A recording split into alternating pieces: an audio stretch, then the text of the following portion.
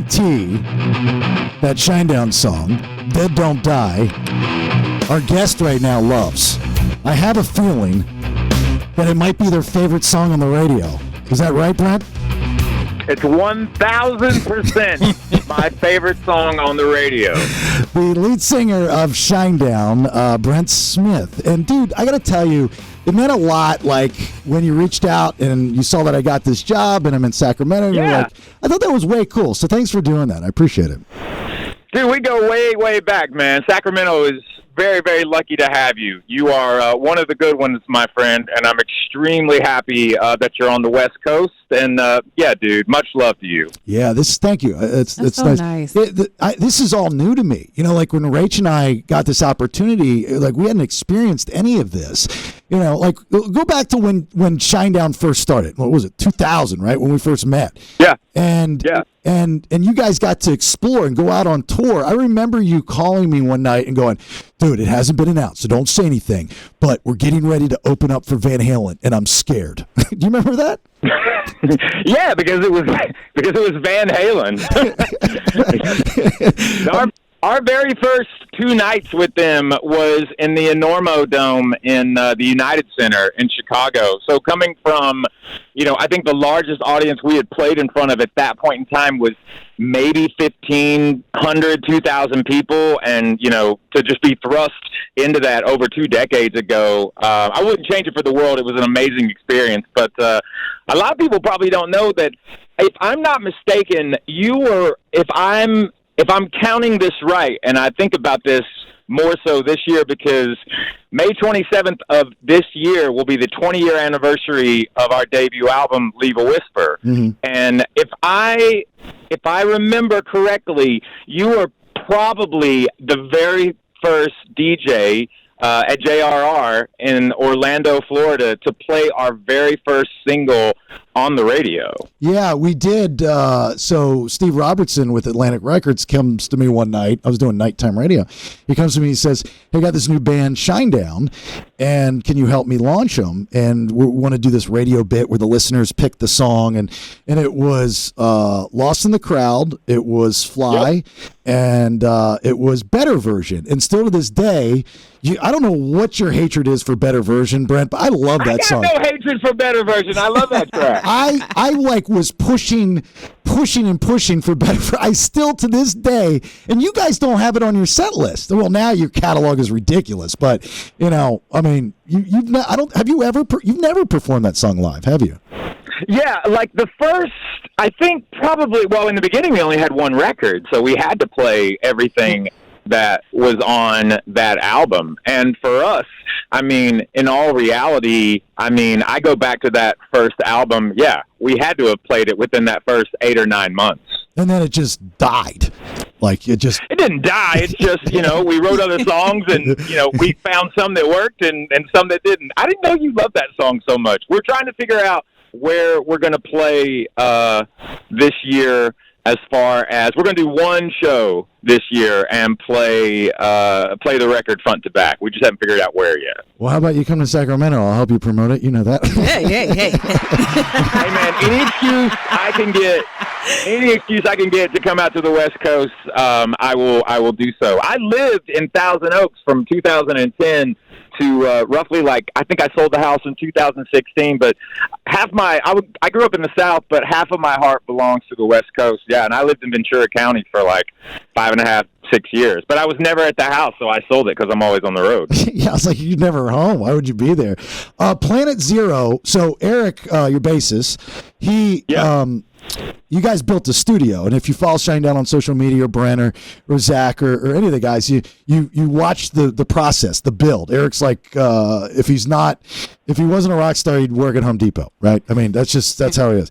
And you guys, I think you would own Home Depot. Right? So you guys did the entire Planet Zero album out of your own Shinedown studio, which is at Eric's house, right?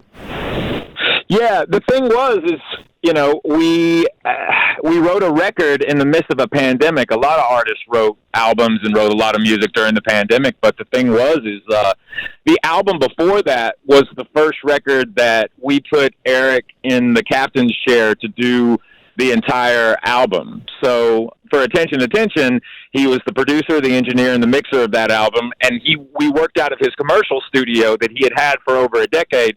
But when that record was finished, he sold the property. We moved all the gear out. He sold some of the gear and then put like kind of a home studio, because he had moved locations literally out onto Kiowa Island in South Carolina. So we only had like a little kind of home studio at the house. And then obviously when I arrived in the midst of the pandemic, we started to write material. Then the band was coming in. I started to call a lot of the studios, whether it was in New York, Atlanta, Nashville, or Los Angeles, just trying to get a read on what studios would allow anybody to come in. And they all, at the time, they were just like, Brent, there's no way we could allow anybody to come in right now. This was like June of 2020. And so we kind of looked at each other and said, we have no idea when these studios are going to actually allow people to go back in and actually work in these studios. We didn't know what the time frame was going to be. So we just looked at each other and decided to build the studio on his property, and we built it from the ground up. It was fun following along on social media. You guys look like you were having a blast doing it. And I was like, God, that's a lot of stuff. I could just see the deer in headlights in your face. You're like, guys, you're in charge of this. I don't know what's going on. I don't know what's happening. All I did, I lifted one tool, and that was a pen to write a big giant check for half of the build.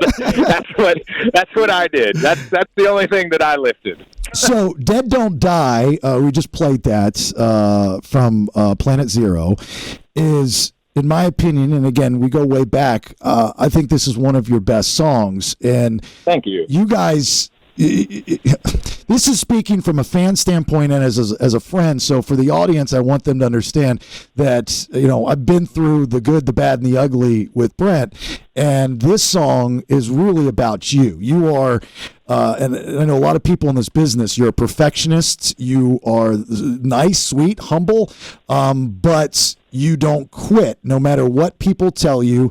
And if you got a demon, you kick its ass. And that's what you've done to get to where you're at. I'm very proud of you for doing all those things. But this song is about you, right?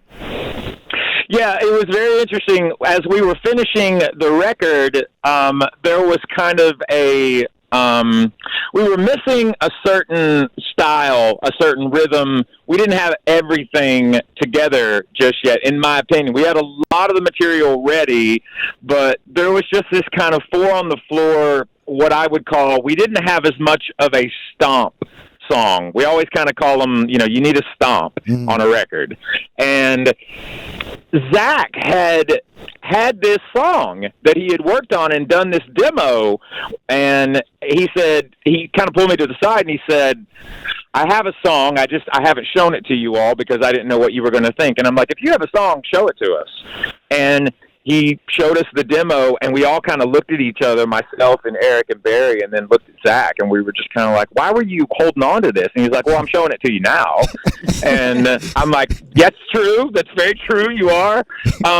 But this was one of those times where, like, Zach had written the lyrics, and the main riff came from him, and he had kind of put this amazing song down. And when I asked him, where it came from, it was very touching, and it was actually extremely emotional for me, because he was like, I wrote it about you, man. Mm-hmm. And it really touched me on a lot of different levels. But it's 1,000% exactly what you hear is exactly what you should get from the song. It is this ideology of what doesn't kill you will make you stronger. But it's also understanding that, we're born and we have one shot at this life, and we need to we need to live it to the fullest. You're going to get knocked down. There's going to be obstacles. There's going to be moments in your life where you're going to have to negotiate with, these walls that sometimes pop up in our livelihood. But, we've said it before, if you run head first into a brick wall, it's probably the wall will probably win. You have to figure out a way to go over it, under it, around it. You have to negotiate with it. And it's just about believing in yourself and understanding that sometimes you're going to fail. That's okay. you need that failure in life. That's what teaches you what to do next time. We often say that your life and your legacy won't be built by your failure. Your life and your legacy will be built by the fact that you refuse to give up. Do you do motivational speaking? That was amazing. I feel so inspired listening to that. Brent Smith and TED Talk. Also, you should do some like workout videos because you're like in really good shape and it's good. Hey, before I let you go, and I'm going to put you on hold and I'll pick it up when we go on a break. But just let me clear this up here. Just I want to make sure this is right. Well, first, let me tell everybody that Second Chance from Shinedown was the final number one song. Everybody knows who Casey Kasem is, right? And Reach for the Stars. It's Casey Kasem in America's Top 40, right? Pretty good, right? Yeah, so, that was good. So Shinedown Second Chance was That was excellent, by the way. You should do voiceovers. Have none of you heard what Casey Kasem sounds like? That's what you're just. Why are you all fluffing him up? I have a great Casey story. So hold on. So was the final number one song on America's Top 20 actually in the Hot Adult Contemporary Countdown on his final show on July 4th or 5th in 2009. You guys now start your shows with that introduction or that ramp up from Casey Kasem, correct? Like it's part of your intro. It's right before we play the song that we play, or that he played. Yeah, 39 years, probably, in some circles, probably the most famous American DJ of all time. Sure, yeah. Well, which was Casey Kasem. When he signed off the air after 39 years, the number one song in the country was Second Chance by us. Well, I just want to make sure you know this, because I know where you got the idea. Zach gave you the idea. And you know where Zach got the idea? From you. Yeah, when he was on my podcast. I knew.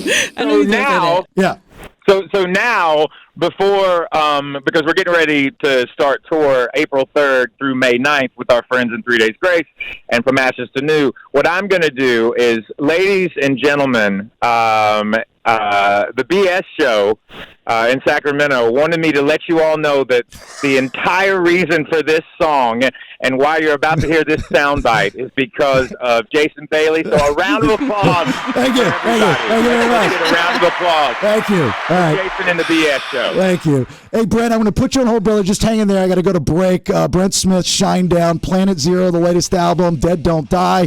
Awesome song, When They're in Town. Go see them if you've never seen them. Support them. They are, without a doubt, one of, if not, the biggest active rock bands that we've seen in the last 20 years. So, it's ridiculous what you guys have done. So I love you, my friend. I'm so proud of you, man. I really, really am. Much love to you. Thank you, brother. Hang on. Don't go anywhere. Just hang on. It's the BS on 98 Rock.